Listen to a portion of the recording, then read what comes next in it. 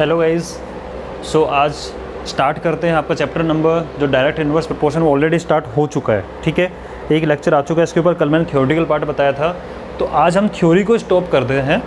ठीक है, मैंने 2-3 एग्जांपल्स आपको पूरा डिटेल में समझाया था क्या होता है meaning of direct proportion. Inverse आएगा जब इन्वर्स का एग्जांपल दूंगा, और जो 1-2 एग्जांपल मैं कल एक्सप्लेन नहीं कर पाया था कोई बात नहीं, जैसे क्वेश्चन आएगा ना क्वेश्चन में आपको एक्सप्लेन कर दूंगा उस एग्जाम्पल को मैं। ठीक है, उन्हीं से रिलेटेड एग्जाम्पल थे वो। आज हम क्या करना है, प्रैक्टिकली हमें समझना है इस चीज़ को, और उसके बाद फटाफट से फॉर्मूला बनाते हैं, इसका खुद ही फॉर्मूला बनाएंगे और उस फॉर्मूले का यूज़ करके न्यूमेरिकल करना स्टार्ट करते हैं अपने एग्जाम्पल से। ठीक है, मैथ्स का सिंपल चीज़ यही है। अब सुनो, एक बिल्कुल एग्जाम्पल सा लिया मैंने, खुद ही फॉर्मूला बनाने वाले से एग्जाम्पल से आपको फॉर्मूला बन जाएगा कि cost of 1 pen is 10 rupees. Find cost of 2 pen, find cost of 2 pen, 3 pen, 5 pen आपको फाइंड करना है, 10 पेन, ये हमें फाइंड करने हैं। ठीक है, कोई प्रॉब्लम नहीं। आप कहोगे सर अगर मुझे 1 पेन की कॉस्ट पता है तो 2 पेन की कॉस्ट हो जाएगी 2 × 10 = 20। बहुत अच्छी बात है, शाबाश। 3 पेन की हो जाएगी 3 × 10 30, वेरी नाइस। 5 पेन की हो जाएगी 5 × 10 50, अरे वाह क्या बात है। और 10 की कॉस्ट हो जाएगी 10 × 10 = 100, अरे वाह मज़े ही आ गए। ठीक है, ये तो हमने कॉस्ट बड़ी जल्दी निकाल दी। तो क्या आपको लगता है कि हमने डायरेक्ट प्रोपोर्शन का फॉर्मूला बना लिया है? बिल्कुल बना लिया है। अब ज़रा देखना, इसको टेबल की फॉर्म में करेंगे हम, क्वेश्चन करेंगे टेबल की फॉर्म में। समझ रहे हो? आप लोग फॉर्मूला खुद बना चुके हो, मैंने कुछ नहीं बताया भाई अभी, क्योंकि आप खुद बताओ, आपको ये तो आता ही है। इसको हम टेबल की फॉर्म में बनाएंगे, यहाँ से हम चीज़ें निकालेंगे और यहीं से फॉर्मूला बन जाएगा। तो ये है मेरे नंबर ऑफ पेन, ठीक है, और यहाँ पे है price of pen. Number of pen और प्राइस ऑफ पेन। और एक छोटी सी चीज़ और डाल देता हूँ यहाँ पे मैं, कि एक चीज़ को हम नाम देंगे x से और एक चीज़ को नाम देंगे y।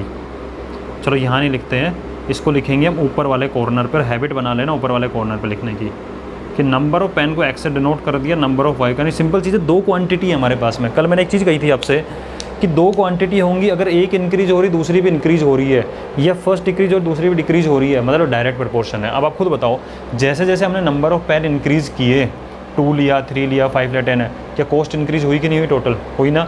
यानी नंबर ऑफ पेन इंक्रीज कर रहे हो तो कॉस्ट भी इंक्रीज हो रही है। नंबर ऑफ पेन कम करते जाओगे, 10 की जगह 5 लोगे, 3 लोगे, 2 लोगे, 1 लोगे, रिवर्स ऑर्डर में देखें तो कॉस्ट भी 100 से 50, 30, 20, 10 कम होती जा रही है। तो कैसा प्रोपोर्शन हो गया? ये डायरेक्ट प्रोपोर्शन का एग्जाम्पल है। कैसा है एग्जाम्पल है ये डायरेक्ट प्रोपोर्शन का एग्जाम्पल है।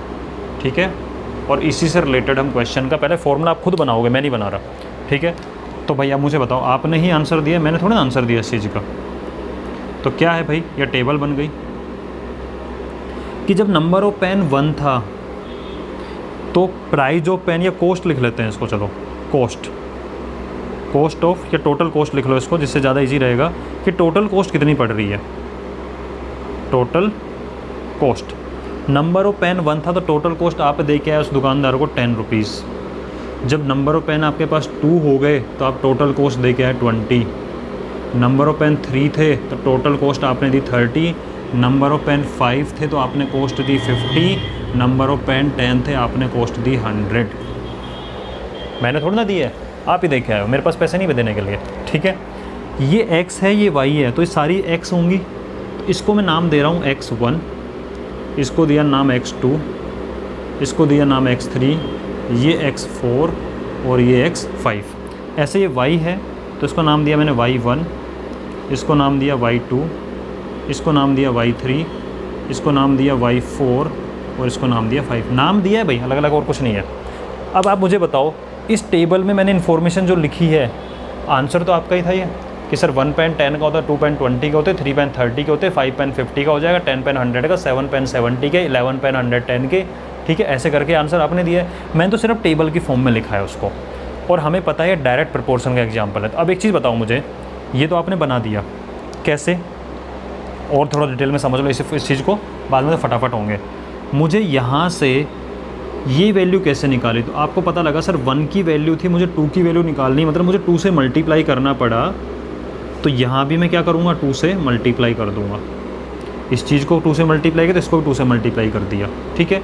ऐसे ही यहाँ 1 से मुझे 3 तक पहुँचना है, तो मैंने इसको 3 से मल्टीप्लाई किया, तो 1 वाली वैल्यू को मैंने यहाँ भी 3 से मल्टीप्लाई किया, तो मुझे पता लग गया।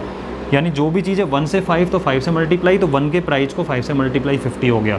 1 पेन से 10 पेन मतलब 10 से मल्टीप्लाई, तो 1 पेन के प्राइस से 10 पेन के प्राइस मतलब 10 से मल्टीप्लाई 100 हो गया। ये चीज़ समझ में आ रही है। और एक चीज़ और लास्ट बता दो, अगर मैं इनका रेशियो फाइंड करूँ, इसके अपॉन में ये, इसके अपॉन में ये, इसके अपॉन में ये, इसके अपॉन में ये और इसके अपॉन में ये रेशियो आता है कांस्टेंट। रटवा नहीं रहा हूँ। अभी देखो ये एग्जांपल आई होप आपने नोट कर लिया होगा, ठीक है। तो मैं ऊपर वाली चीज़ मिटा देता हूँ लिखने के लिए, आप लोगों ने लिख ली होगी ये चीज़। हाँ जी, अब ज़रा मुझे एक चीज़ बताओ, अगर मैं आपसे पूछूं कि x1 अपॉन y1 की वैल्यू क्या है। मैंने आपसे पूछा कि x1 अपॉन y1 की वैल्यू बताओ, तो आपने बोला सर x1 है 1 और y1 है 10। x1 है 1, y1 है 10, वेरी नाइस, 1 अपॉन 10 है, ठीक है, ओके। क्या आप मुझे x2 अपॉन y2 की वैल्यू बता सकते हो? ज़रा बोलना एक बार फटाफट से। x2 अपॉन y2 की वैल्यू क्या आएगी? x2 है 2 है, y2 है 20। और वाह शाबाश, कट करो, 2 1 जा 2, 2 10 जा 20। ये भी क्या निकल के आया? 1 अपॉन 10। आप मुझे x3 अपॉन y3 की वैल्यू बताओ। x3 अपॉन y3, x3 है 3 और y3 है 30। काटो इसको, 3 1 जा 3, 3 10 जा 30, तो ये भी क्या आ गया? 1 अपॉन 10। मज़े आ रहे हैं कुछ? ठीक है।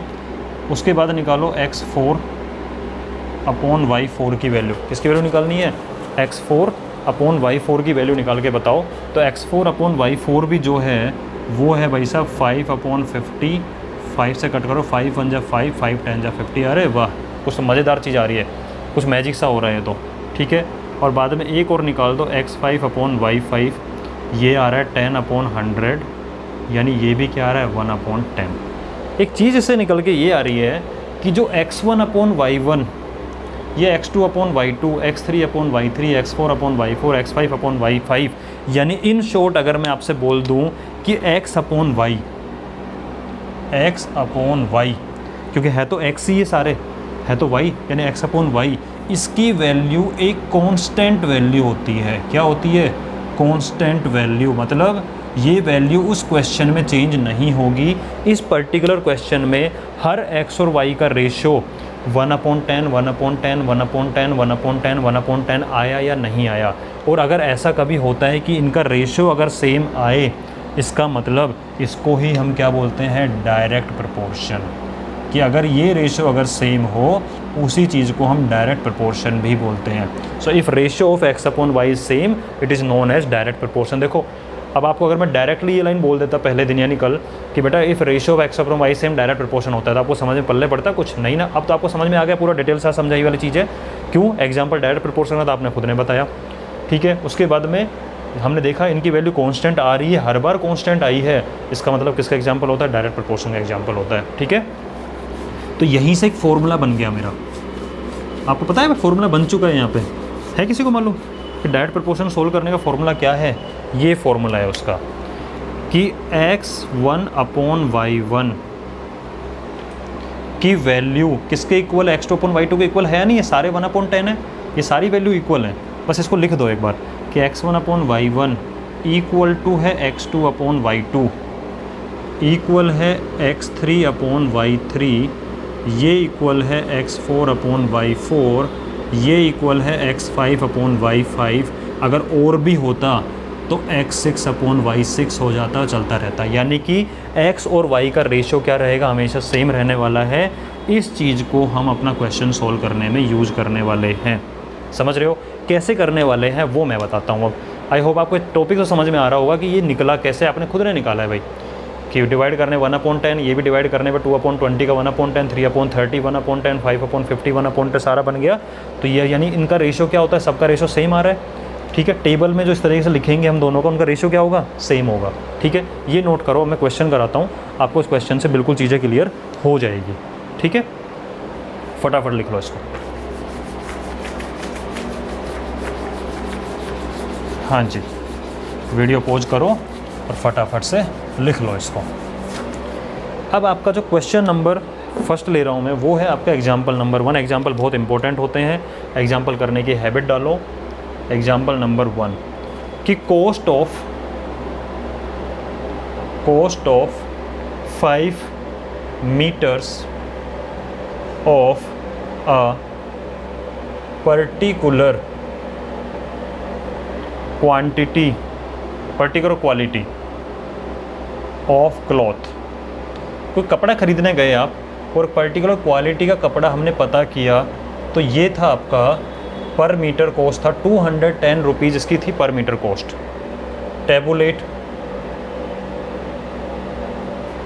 tabulate the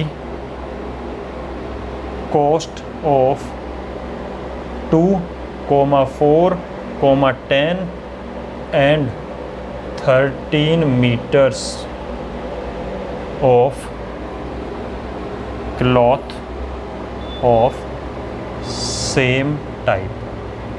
क्या मतलब है क्वेश्चन का? टाइप बताने की क्या रिक्वायरमेंट थी, कौन सा हम परचेज करने ही जा रहे हैं। आप खुद सोचो, मैं कहूँ कि एक मार्कर आता है 20 रुपीज़ का, दूसरा मार्कर हो सकता है 10 रुपीज़ में मिलता हो सकता है 30 का मिलता हो सकता है अच्छी क्वालिटी का 50 का मिलता हो। तो मैं आपसे कहूँ बेटा एक मार्कर लेके आना, आप बोले सर 20 दे दो।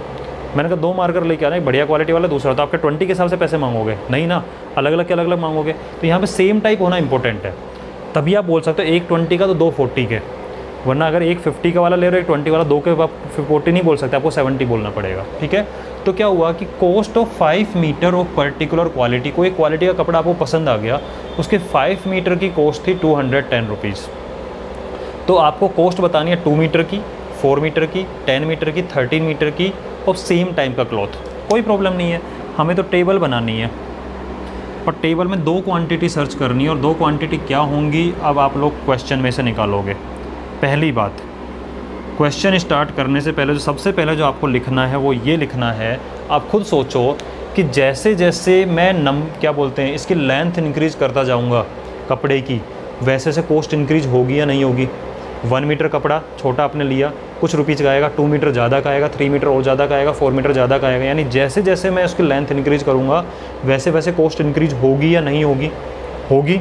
ठीक है, तो सबसे पहली लाइन जो आप लिखोगे सॉल्यूशन में, मैं यहाँ लिखना भूल गया, सबसे पहली लाइन आएगी this is example of direct proportion.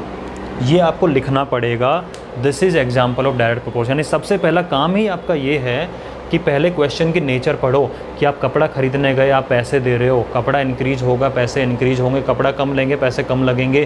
कौन सा एग्जाम्पल हो गया? डायरेक्ट प्रोपोर्शन हो गया। ये बात अगर समझ में आ गई तो हम टेबल बना के फॉर्मूला बनाएंगे, अदरवाइज़ पता लगे आपने बना ली टेबल गलत, ठीक है, तो गलत काम हो जाएगा। तो सबसे पहला काम आपको ये करना है, क्वेश्चन को सोचो दिमाग में कौन सा प्रोपोर्शन है। ये मत सोचना कि 13.1 का क्वेश्चन है कि 13.2 का क्वेश्चन है। 13.1 में तो डायरेक्ट है, 13.2 में इन्वर्स है, ये नहीं सोचना आपको सोचना है कि क्वेश्चन में क्या नेचर चल रहा है।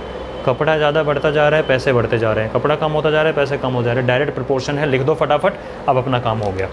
ठीक है, यहाँ पे 2 चीज़ें हैं अपने पास में। क्या 2 चीज़ें हैं? एक तो है length of cloth, length of cloth किस में दी हुई है? लेंथ मीटर में दी हुई है। और दूसरा है कॉस्ट ऑफ क्लॉथ, कि उसकी टोटल कॉस्ट क्या पड़ रही है, वो किस में है? आपकी रुपीज़ में है। इन 2 चीज़ों की बात चल रही है कि लेंथ ऑफ क्लॉथ और कॉस्ट ऑफ क्लॉथ में रिलेशन फाइंड करवा रहा है। तो ये 2 चीज़ें आपने फाइंड की, फिर आपने टेबल बनाई। क्या बनाई टेबल? गिवन इन्फॉर्मेशन कि 5 मीटर अगर लेंथ है तो उसकी कॉस्ट कितनी है? 210। और बाद में आपसे कुछ वैल्यू पूछी है, वो वैल्यू देखो।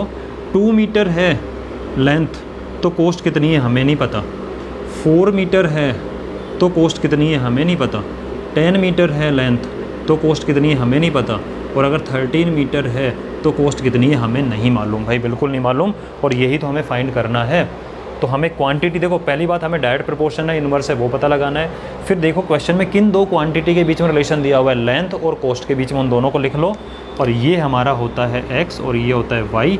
तो ये हो गया आपका x1, ये हो गया x2, ये हो गया x3, ये हो गया x4, ये हो गया x5, ये हो जाएगा आपका y1, ये y2, y3, y4 और y5। बहुत आराम समझाऊंगा, चाहे एक ही क्वेश्चन हो, लेकिन आज क्लियर हो जाना चाहिए। ठीक है, तो ये हमने बना दिया। इस लाइन की अब रिक्वायरमेंट नहीं है, हम डायग्राम में बना चुके हैं। ये ज़रूर लिखना, this is example of direct proportion. ठीक है, अब सुनो, हमें एक चीज़ पता लगी थी। क्या पता लगी थी? कि x1 upon y1 equal to होता है x2 upon y2 equal to है x3 upon y3 equal to x4 upon y4 और equal to x5 upon y5 तक जाना है हमें। ठीक है, सब कुछ इक्वल है, तो आपकी मर्जी है किन्हीं भी दो चीज़ों का यूज़ कर लो। अगर सारी चीज़ें इक्वल है, किन्हीं भी दो चीज़ों का यूज़ कर लो। तो हमें एक चीज़ पता लगी कि x1 अपॉन y1 की जगह क्या दिया हुआ है, 5 अपॉन 210। तो पहले मैं इन दोनों का यूज़ कर रहा हूँ, इन दोनों का। ठीक है, इन दोनों का यूज एक बार स्टार्टिंग है, इसलिए पूरा डिटेल बता रहा हूँ। सेकंड क्वेश्चन आपको पता लगेगा, बहुत शॉर्ट में होने लग जाएगी चीज़ें। ठीक है, इन दोनों का यूज़ करूँगा तो ये फॉर्मूला लिखने की रिक्वायरमेंट भी नहीं पड़ेगी। हमें पता है कि ये अपॉन ये इक्वल टू ये अपॉन ये इक्वल टू ये अपॉन ये इक्वल टू ये अपॉन ये इक्वल टू ये अपॉन ये होता है। ठीक है, तो आप क्या लिखोगे इस चीज़ को कि 5 upon 5 upon 210, 5 upon 210 is equal to होगा 2 अपॉन y2 इक्वल टू होगा 2 अपॉन y2। नहीं पता तो ये y2 ही है।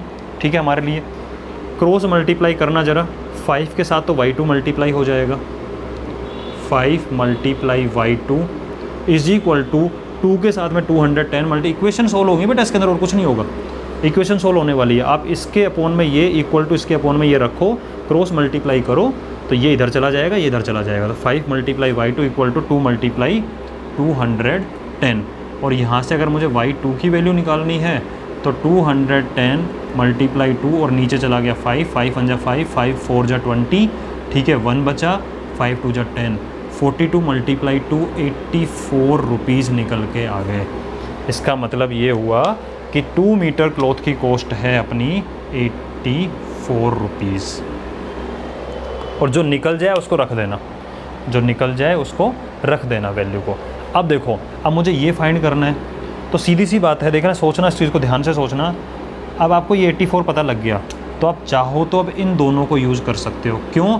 क्योंकि भाई x2 अपॉन y2 भी तो x3 अपॉन y3 के इक्वल है कि नहीं? दोनों चीज़ें इक्वल, ये अपॉन ये भी तो ये अपॉन ये। आप चाहो तो इसका यूज़ कर सकते हो, या आप चाहो तो इन दोनों का यूज़ कर लो, कोई प्रॉब्लम नहीं है।